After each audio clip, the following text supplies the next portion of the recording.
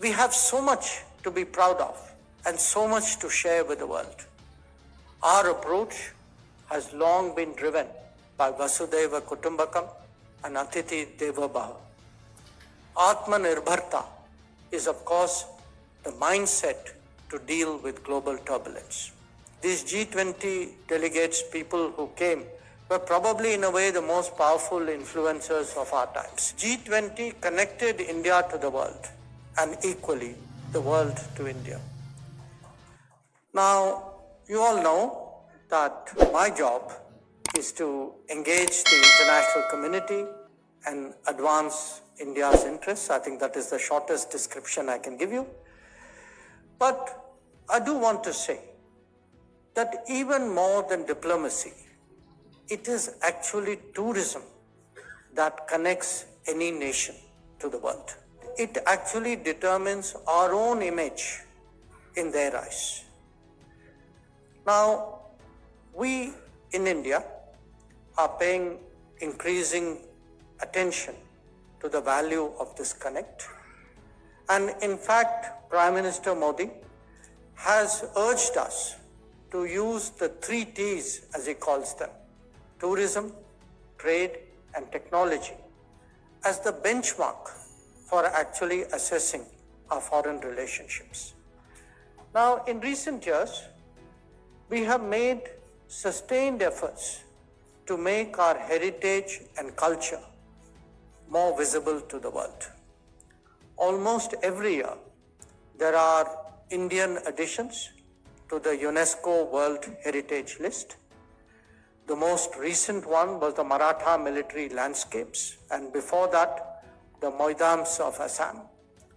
But I want to remind you, in the last decade, this expanded list has included Shantiniketan, Hoysala Heritage, the Ramappa Temple, Dholavira, Jaipur City, Old Mumbai, Ahmedabad, Nalanda, Patan, the works of Le Corbusier, and the Kanchenjunga and the Greater Himalayan National Park.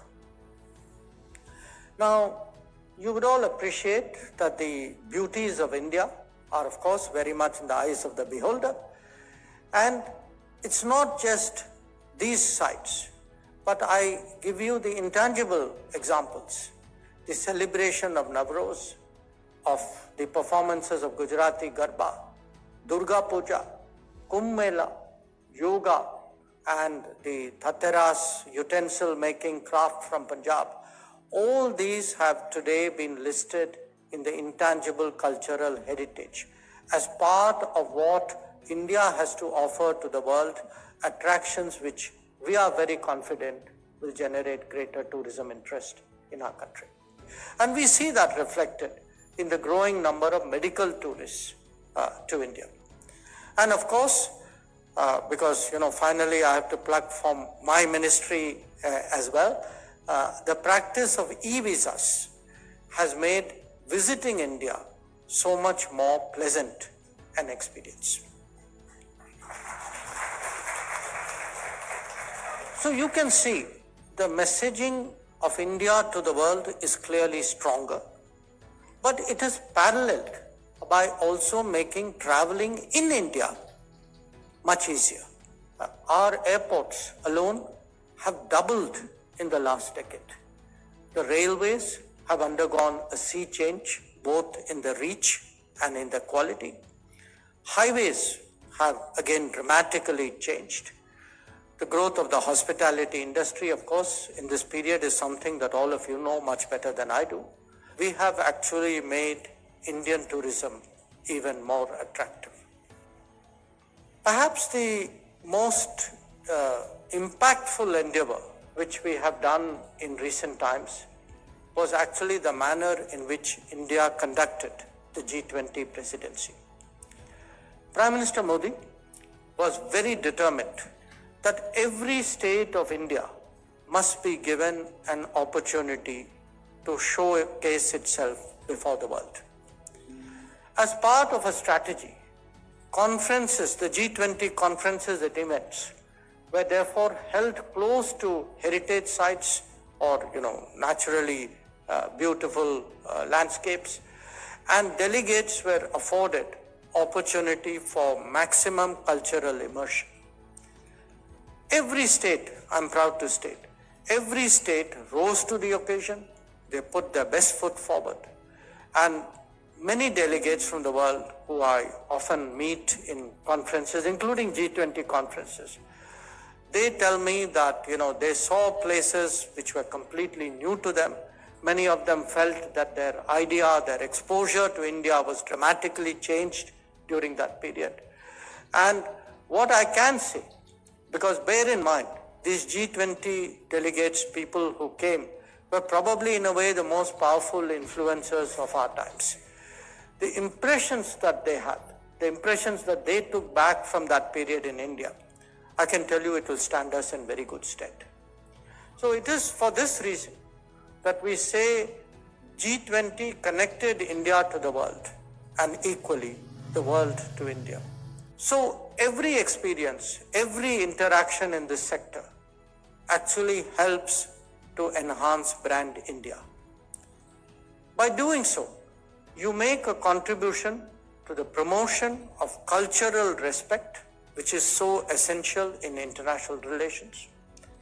And the current times, therefore, certainly warrant greater attention to tourism and hospitality, whether it is for economic reasons, for cultural bonds, or for branding. The holding of this gathering sends a very strong message in that regard. So allow me, ladies and gentlemen, to end with a few words on the theme of this conference, which is the invincible spirit of India. We are a civilizational state, a society that has withstood the test of time and nurtured its culture, traditions, and heritage. Our real strengths have been our people and their self-belief.